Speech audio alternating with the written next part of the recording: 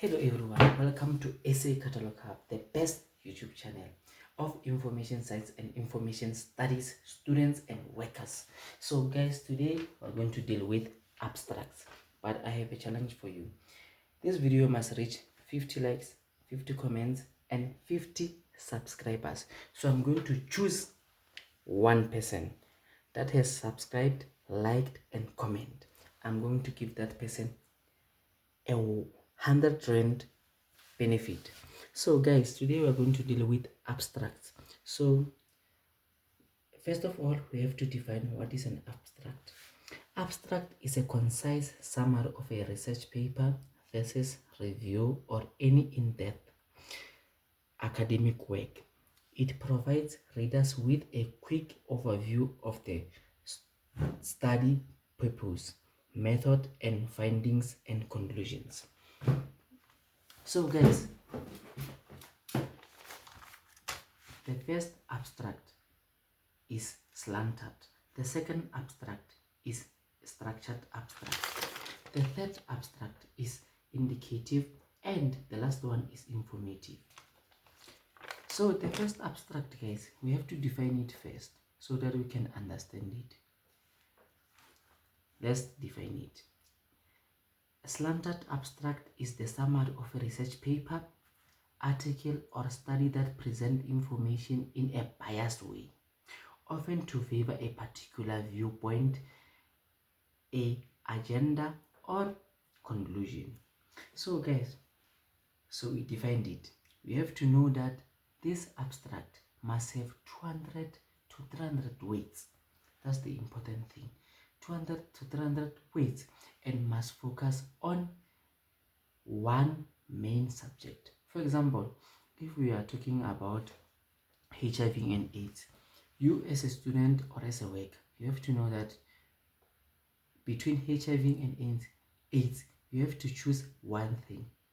It's either you take HIV or AIDS. Another topic, it can be about cats and dogs. You have to choose between cats and dogs and make that thing a main subject.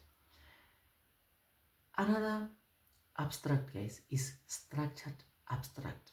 This abstract, the main important thing is that it must be in paragraphs. It must have a subject or heading. Maybe to say on the first paragraph, you must say background and write the background. On the next one, you must write purpose and write the purpose. Jump another line, write the aim. That's how it must be. But first, before we go further, we must define it. What is a structured abstract? It's a summary of a research paper that follows a clear, organized format with a distinct heading. As I said, you must put heading on it. For example, background, jump a line, aim or purpose, jump a line. And guys, remember, if you are doing an abstract, you don't have to reference a person. That is an important thing. The next abstract is indicative abstract. This abstract, it provides a brief overview of a document, meaning that this thing is a small abstract, that it has 100 words. 100 words meaning that you are going to include the background, the purpose, the interest, focus, scope. After that, you are going to jump a line and write the keywords. After that, you jump a line and write author surname. And if the authors on that article, there are two, you must write the first author, the surname of the author, and write the end. That end that has S and the line on the center. If there are more than two, you must write the surname of the first author and then write et al. After that, you must put parentheses and write how many words you have written on that abstract and write the close parentheses. Don't worry guys, on the last abstract I'll explain background until recommendation, so that you can know the deep side of this thing. I will define them, give examples, and give the methods on how to find them. The first, after that, we're going to go to informative abstract. So guys, informative abstract, it contains 200 to 300 words. It's the same as structured abstract, but the structured abstract, it has paragraphs, and then you must, when you start, you must say background, write the paragraph, purpose, like that. But the informative abstract, you can write as many as paragraphs as you want. It doesn't matter to say that you must label the paragraphs to say background. No, it doesn't matter. You don't have to label them if you want. And then informative abstract, it has background, purpose, aim, interest, scope, objectives, methods, results, recommendation, and conclusion. Let me start again. Background, purpose, aim, interest, focus, scope, objectives, methods, results, implication, conclusion, and recommendations. So guys, I did remind myself that I'm going to explain everything from background to recommendation, step by step, and give examples. Don't forget, after the last point, maybe it is scope for indicative, or maybe it's for informative, you must write keywords, then jump a line. On the second line, you must write the author's surname. If it is two, you must write the author's surname and write that and as an S line in the middle. If there are more than three, you must write the first surname of the author, then write et al.